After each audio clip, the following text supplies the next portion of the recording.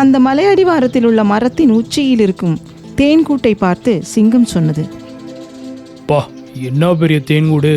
இந்த மரத்தில் நான் எப்போ ஏறி எப்போ தேன் எடுத்து? சிங்கம் தன் உயிர் நண்பன் கரடியை பற்றி யோசித்தது. என் நண்பன் கரடிக்கு நான் தேன் கொடுக்கலன்னா அவன் சத்து போயிடுவான்.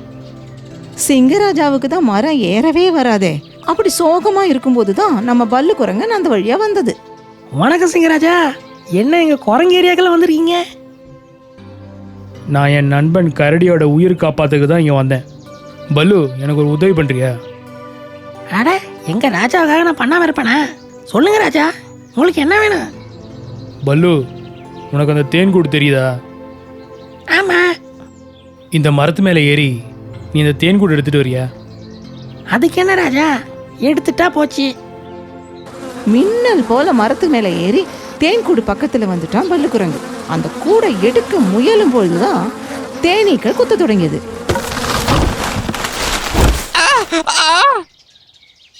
பல்லு, என்னாச்சு? இல்ல, ஒன்றும் இல்லை. தேனீ கொட்டுகளை பொறுத்து கொண்டு பல்லு குரங்கு தேன்கூடுடன் கீழே வந்தது. தோ நீங்க கேட்டது. உன் கையில் என்னாச்சு? தேனி கொட்டிச்சு மகாராஜா. என்னை மன்னிச்சிரு பல்லு, என்னால் தானே உனக்கு இப்படி நடந்தது. பரவாயில்ல, அதெல்லாம் ஒன்றும் இல்லை ராஜா. நம்ம கரடியோட உயிரை காப்பாத்துறதுக்கு தான் இந்த தேன் தேவைப்பட்டது. அதுக்கு தான் நான் உங்ககிட்ட கேட்டேன். ஆனால் நீ அந்த வலியை பொறுத்துக்கிட்டு நான் கேட்டது செஞ்சு கொடுத்தேன். உனக்கு நன்றி. உனக்கு எப்போதாவது உதவி தேவைப்பட்டா மறக்காம என்னை வந்து பாரு. தேன்கூட்டுடன் சிங்கராஜா கரடியிடம் சென்றது. கரடி, நீ கேட்டதை நான் கொண்டு வந்திருக்கேன். அந்த மலையில இருக்கிற சுத்தமான தேன் நான் எடுத்துட்டு வந்திருக்கேன். இந்த குடிடா. நீங்க தேன் கொண்டு வந்ததுக்கு நன்றி ராஜா. நீங்க என் நேரம் முடிஞ்சு வந்துட்டீங்களோன்னு நினைக்கிறேன். நீ அப்படியெல்லாம் சொல்லாத. நீ முதல்ல இந்த தேனை குடி. கஷ்டப்பட்டு கொண்டு வந்த தேனை குடித்தும் நண்பன் கரடியின் உயிரை சிங்கத்தால் காப்பாற்ற முடியவில்லை. கண்ணு துறடா, கண்ணு துற. கண்ணு தொற கரடி. என்ன பாரு கரடி, கண்ணு துற. என்ன பாருடா நண்பா. இந்த அளவிற்கு அன்பும் பராமரிப்பும் சிகிச்சையும் இருந்தும் கரடி இறந்து விட்டது. என்ன மன்னிச்சிருடா, என்னால உன்னை காப்பாற்ற முடியல. கரடியின் மரணம் எல்லோருக்கும் துயரத்தை தந்தது. தினங்கள் பல கடந்து போயின. ஒரு நாள் ஒரு இடத்தில் அமர்ந்து விலங்குகள் பேசிக் கொண்டிருந்தன. சிங்கராஜா கரடியை காப்பாத்துறதுக்கு ரொம்ப முயற்சி பண்ணாரு. ஆனா பாவம், ஒன்றும் நடக்கல. ஆமாமா, எவ்வளவு நல்ல ராஜாவை நமக்கு கிடைச்சிருக்கு இல்லையா? நம்மள கண்ணும் கருத்துமா பாத்துக்கிறாரு. சரிதான், நாம என்ன திரும்ப கொடுக்க போறோம்? சரிதான், நம்ம ராஜாக்காக என்ன பண்ணலாம்? ராஜா இன்னும் கல்யாணம் பண்ணிக்கவே இல்லை. நாம் அவருக்கு நல்ல ஒரு வரம் பார்த்தா என்ன? இந்த ஐடியாலாம் நல்லா தான் இருக்கு. ஆனா சிங்கராஜா ஒத்துப்பாரா இல்லையா? அப்படின்னா ஒரு விஷயம் பண்ணலாம். டக்குன்னு ராஜா கிட்ட போய் டைரக்டா கேட்டலாம். வருடங்களாகவே சிங்கராஜா குகையில் தனியாக தான் வாழ்ந்து கொண்டிருக்கிறார். அடுத்த நாள் விலங்குகள் நல்ல முடிவுடன் ராஜாவிடம் சென்றனர். வாழ்க எங்க மகாராஜா. என்னப்பா எல்லாரும் வந்திருக்கீங்க, சொல்லுங்க என்ன விஷயம்? மகாராஜா, உங்களை பத்தி தான் நாங்கெல்லாம் யோசிச்சுட்டு இருந்தோம். என்ன பத்தியா? ஆமா ராஜா, நாங்கெல்லாம் நீங்க எப்ப கல்யாணம் பண்ணுவீங்கன்னு யோசிச்சுட்டு இருந்தோம். ஆமாம், மகாராஜா திருமணம் செய்து கொள்ள வேண்டும். என்னது, கல்யாணமா? ஐயோ, வேண்டாம் வேண்டாம் வேண்டாம். அப்போது ராஜாவுக்கு தேன்கூடு எடுத்து கொடுத்து உதவிய குரங்கு அங்கு வந்தது. மகாராஜா வாழ்க. டே பல்லு, நீயா? வா வா. எல்லார்கிட்டே சொல்றேன், பல்லு எனக்கு ரொம்ப வேண்டப்பட்டவன். அவன் என்ன ரொம்ப ஹெல்ப் பண்ணியிருக்கான். வேண்டப்பட்டவனா? இன்னையிலேருந்து பல்லு நம்மளோட சிறப்பு விருந்தினர். அப்படியா? ரொம்ப நல்லது. சொல்லுடா பல்லு, என்ன இந்த பக்கம்லாம்? மகாராஜா, நான் என்ன சொல்ல, என் ஏரியாவை விட்டு என்ன துரத்தி விட்டுட்டாங்க. எதுக்கு? எங்கள் ஏரியாவில் ஒரு நாய் ஒரு கோழி குஞ்சை தின்னுச்சு. அதுக்கு நியாயம் கேட்க போனேன் நான். ஆனால் அவங்க எல்லாம் சேர்ந்து என்ன துரத்திட்டாங்க. கலி காலண்டா இதெல்லாம். சரி, கவலைப்படாத. நீ ஒரு விஷயம் பண்ணு, என் கூட தங்கிக்கோ. அப்போது சிங்கம் தனது குகைக்கு அருகில் ஒரு சிறிய வீட்டை குரங்குக்கு கொடுத்தது. உங்ககிட்ட நன்றி சொல்ல வார்த்தைகளே இல்லை. நன்றி சொல்ல தேவையெல்லாம் இல்லை. எனக்கு தேவைப்பட்ட போது நீ உதவினல்ல, அதே மாதிரி நான் உனக்கு உதவுறேன். நாட்கள் பல கடந்து போயின. ஒரு நாள் பல்லு குரங்கு தன் வீட்டு வாசலில் உட்கார்ந்திருந்தான். அப்போது யானை கொஞ்சம் பழங்களுடன் அங்கு வந்தது. பல்லு, இது சாப்பிட்டு பாரேன். இந்த பழம் ராஜா கொடுத்து அனுப்புனது, ரொம்ப ருசியா இருக்கும். பல்லு, உனக்கு வேற ஏதாவது பிரச்சனை இருந்துன்னு வச்சுக்கேன், டைரக்டா ராஜா கிட்டவே சொல்லியிருக்காரு. மகாராஜா ஒரு வார்த்தை சொன்னதுனால எவ்வளோ பெரிய மிருகங்கள் எல்லாம் என்கிட்ட வந்து பேசுகிறாங்க. இந்த மக்களுக்கு ராஜா மேலே ரொம்ப அன்பும் மரியாதையும் இருக்குது. எனக்கு இது மாதிரி ஒரு வாழ்க்கை கிடைச்சிருந்தா.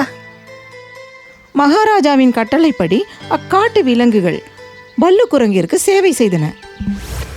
ஒரு நாள் பல்லு குரங்கு காட்டுக்கு வெளியே ஒரு மரத்தின் உச்சியில் அமர்ந்து நண்பனுடன் பேசி கொண்டிருந்தான். எதுக்கடா கூப்பிட்டேன்? எனக்கு மரத்தில் ஏறி ஏறி வாழ்க்கையே வெறுத்து போச்சு. எனக்கு ஒரு ராஜாவாகணும். உன்னை ஏன்டா ராஜாவாக்க போகிறேன்? சிங்கராஜா இறந்துட்டேன்னா அப்புறம் நான் தான்டா ராஜா. அதுக்கு சிங்கத்தை யாருடா கொல்லுவான்? யார் கொல்லுவானா? நாம தான் கொல்லுவோம். அவனை போட்டு தள்ளின பிறகு நான் ராஜா, நீ மந்திரி. சரி, அவனை எப்படி கொல்லுவான்? அவன் சாப்பாடில் விஷத்தை கலக்கணும். விஷத்தை எல்லாம் நான் ஏற்கனவே வாங்கி வச்சிருக்கேன். சரி. அப்படி குரங்குகள் சிங்கராஜாவை கொல்ல திட்டம் தீட்டினர். ஆனால் ஒரு பெண்மான் அந்த மரத்தின் கீழே நின்று அனைத்தையும் கேட்டுவிட்டது. அப்படியா கதை? ராஜாவை கொல்றதுக்கு திட்டம் போடுறீங்களா? இப்பவே போய் ராஜா கிட்ட சொல்றேன். ஓடி சென்ற மான் சிங்கத்திடம் அனைத்தையும் கூறியது. மகாராஜா, நீங்க பெரிய ஆபத்துல இருக்கீங்க. ஆபத்தா? எனக்கா? உங்க நண்பன் பல்லு குரங்க இருக்காங்கல்ல. நீ என்ன சொல்ல வர? என்ன நம்புங்க ராஜா, நான் சொல்றதெல்லாம் உண்மை. அது பல்லுவும் அவன் ஃப்ரெண்டும் சேர்ந்து உங்களை கொல்றதுக்கு திட்டம் போட்டுட்டு இருக்காங்க. பல்லுவை பத்தி எனக்கு ரொம்ப நல்லா தெரியும். அவன் அப்படி செய்யவே மாட்டான். சத்தியமா சொல்றேன் ராஜா, அவன் ஒரு துரோகி. சும்மா உளராத. கடுப்பேத்துற மாதிரி பேசின கொன்றுவேன். ராஜா, நான் சொல்றத நம்புங்க. அவங்க பேசுறத நான் என் கண்ணால பார்த்தேன், கேட்டேன். ஏ மானே, எங்களோட நட்பு நிறைய பேருக்கு வயிற்றுச்சல கொட்டுதுன்னு எனக்கு நல்லாவே தெரியும். நீயும் அதுல ஒருத்தின்னு எனக்கு நல்லா தெரியும். உன் பேச்செல்லாம் நான் கேட்க மாட்டேன். கிளம்புங்க. இது பெண்மான் பயந்து ஓடிய பின் சிறிது நேரத்திலேயே குரங்கு ராஜாவிடம் வந்தான். சாப்பிட்டீங்களா ராஜா? நீ எங்கேருந்து வர? நான் சும்மா சுத்திக்கிட்டு இருந்தேன். சரி, ராத்திரி ஆயிடுச்சு, நீ போய் தூங்கு. அடுத்த நாள் விடிந்தது. பா, காத்தாலே சம பசி. சரி, வேட்டையாடி பார்ப்போம். இறை தேடி வெளியே சென்ற சிங்கத்திற்கு ஒன்றும் கிடைக்கவில்லை. சாப்பிட்றதுக்கு ஒன்றுமே காணுமே. பசியால் தலை வலிக்குது. உணவை தேடி அலைந்த சிங்கம் காட்டின் எல்லைக்கே வந்துவிட்டது. அப்போது அங்கு அந்த பெண்மான் வந்தது. நீயா? ராஜா, நான் சொல்றத கொஞ்சம் நம்புங்க. அந்த குரங்கு உங்களுக்கு விஷம் சேர்த்த பழத்தை தரப்போகுது. ஏ மானே, ஏற்கனவே நான் பசியால் கடுப்பாக இருக்கேன்.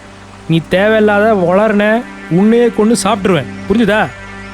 நான் சொல்றத நம்புங்க ராஜா, அவன் உங்களை கொல்றதுக்கு தான் திட்டம் போட்டிருக்கான். ஓ அப்படியா? அப்போ நீ தான் இன்னைக்கு எனக்கு சாப்பாடு. கோபம் கொண்ட சிங்கம் அந்த பெண்மானை கொல்ல பிடித்தது. கொன்னுடுங்க ராஜா, சாக போறேன்னா பொய் சொல்ல மாட்டேன். அந்த குரங்கு துரோகி தான், உங்களை விஷம் வச்சு கொன்னுடுவான். மரணிக்கும் தருவாயிலும் தான் பேசியதை மீண்டும் உறுதியாக சொன்ன மானை பார்த்த சிங்கம் யோசிக்க தொடங்கியது. சாக போறப்போ யாரும் பொய் சொல்ல மாட்டாங்க. இவ சொன்னது உண்மையா இருக்குமோ? இப்படி சிந்தித்த சிங்கராஜா மானை விடுவித்தது. அதற்கு பிறகு சாப்பிடாமலேயே குகைக்கு திரும்பியது. போர் அடிக்குது, பல்லு எங்கேன்னு பார்த்துட்டு வரேன். மகாராஜா குரங்கின் வீட்டிற்கு சென்ற போது அவன் அங்கே இல்லை. நிஜமாவே அவன் என்னை கொல்ல தான் பார்க்குறானா?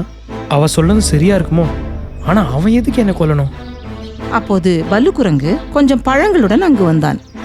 டே பல்லு, நீ எங்கடா போன? உங்களுக்காக பழம் பறிச்சுட்டு வர போனேன். ஓ, பழம் எடுத்துட்டு வர போனியா? அப்போ இதுல விஷம் சேர்த்துருப்பானோ?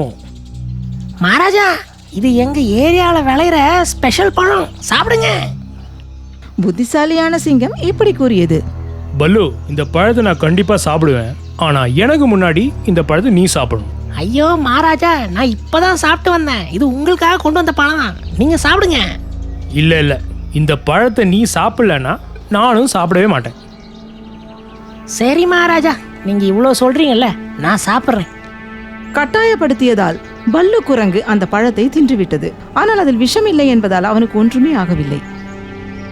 ச்சே, தேவையில்லாம தப்பாவே யோசிச்சிட்டேன். அதற்கு பின் சந்தேகம் தீர்ந்த சிங்கம் பழம் உண்டது. இதை கவனித்த குரங்கு, நீ சந்தேகப்படுவேன்னு தெரிஞ்சுதாண்டி உனக்கு நான் சாதா பழம் கொடுத்தேன். அடுத்த பழம் நீ சாப்பிட்றதுல விஷம் இருக்கும். அப்படியாக தினங்கள் கடந்து போயின. மீண்டும் ஒரு நாள் பல்லு குரங்கு ஒரு பழத்துடன் ராஜாவை பார்க்க சென்றது. ராஜா, நான் உங்களுக்காக ஒரு பழம் கொண்டு வந்திருக்கேன் என்று கூறிய குரங்கு ஒரு பழத்தை கொடுத்தது ராஜாவுக்கு. மிகுந்த நம்பிக்கையுடன் அந்த பழத்தை தின்ன சிங்கம் கையில் எடுத்த போது அங்கு மான் வந்தது. வேண்டாம், சாப்பிடாதீங்க ராஜா, அந்த பழத்தை நான் சாப்பிட்றேன். முடியாது, இந்த பழம் ராஜாக்காக, உனக்காக கிடையாது. இல்லை மகாராஜா, அந்த பழத்தை எனக்கு கொடுத்துருங்க, ரொம்ப பசிக்கிறதுனால கேட்குறேன். நான் சொல்றேன்ல, இது ராஜாக்காக, கிளம்பிக்காது. திடீரென்று கோபப்பட்ட குரங்கை பார்த்த சிங்கம் யோசிக்க தொடங்கியது. இந்த பழத்துல விஷம் கலந்துருப்பானோ? என்னை காப்பாத்துறதுக்காக தான் அந்த மான் இதெல்லாம் சொல்லுதா? ஒண்ணுமே புரியலையே. சந்தேகிக்க தொடங்கிய சிங்கம் கூறியது, சரி, ஒரு விஷயம் பண்ணுவோம். மானே, நீ சாப்பிட்டுக்கோ, உனக்கு ரொம்ப பசிக்குது இல்ல? அந்த பழத்தை சிங்கம் மானுக்கு கொடுத்தது. விஷப்பழத்தை உண்டதும் மான் தவிக்க தொடங்கினாள்.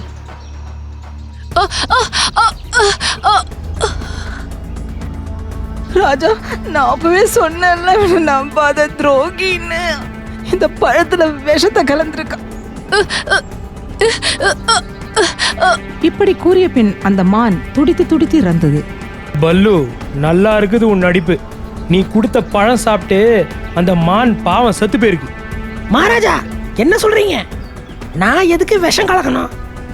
அந்த மான் நீ ஒரு துரோகி, அவனை நம்பாதேன்னு எவ்வளவு கெஞ்சி சொல்லிச்சு தெரியுமா? நான் உன்னை நம்பினேன், அதனால அவ வார்த்தை கேட்கவே இல்லை. இப்பதான்டா புரியுது, நீ நண்ப இல்லடா, எதிரின்னு, ஒரு துரோகி. சிங்கராஜாவின் உரத்த குரலில் பேசிய பேச்சை கேட்டு விலங்குகள் அங்கு கூடின. யாரெங்கே இவனை நாக கயிற்றால் கட்டி உடைந்த படகில் ஏற்றி நதியின் ஆழத்தில் விட்டுவிடுங்கள், இது என்னோட உத்தரவு. பிறகு ராஜ கட்டளையின்படி பல்லு குரங்கை நாக கயிற்றால் கட்டி உடைந்த படகில் ஏற்றி இப்படி கூறினார்கள். டேய் துரோகி குரங்கு, இது உடைந்து போன தோணி, மெல்ல மெல்ல தண்ணி ஏறி மூழ்கி செத்துருடா. ஐயா, யாராவது என்ன காப்பாத்துங்க, எனக்கு நீச்சல் தெரியாது. மகாராஜா, காப்பாத்துங்க. புலியும் சீட்டாவும் குரங்கை ஏற்றிய உடைந்த படகை நதியின் நடுவில் விட்டுவிட்டு திரும்பினர். ஓட்டை படகில் நீர் மெல்ல மெல்ல ஏறி மூழ்கத் தொடங்கியது. ஐயோ, யாராவது காப்பாத்துங்க, தண்ணி நிறையுது. மகாராஜா, காப்பாத்துங்க, யாராவது என்ன காப்பாத்துங்க. ஆனால் அவன் அழும் குரலை கேட்க அங்கு யாரும் இருக்கவில்லை. காப்பாத்துங்க, காப்பாத்துங்க. அந்த கொடும் துரோகி கதறி அழத் தொடங்கினான். ஆனால் எந்த உயிரினமும் இல்லை அவன் குரலை கேட்க. மெல்ல மெல்ல அந்த படகு நீரில் மூழ்கி மறைந்து விட்டது.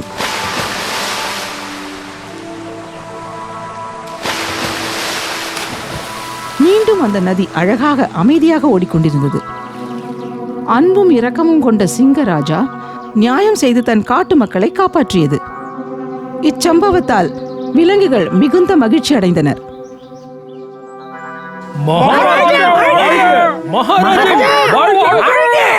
உங்களுக்கு இந்த வீடியோ பிடிச்சிருந்தா மறக்காம எங்களோட சேனலை சப்ஸ்கிரைப் பண்ணுங்க.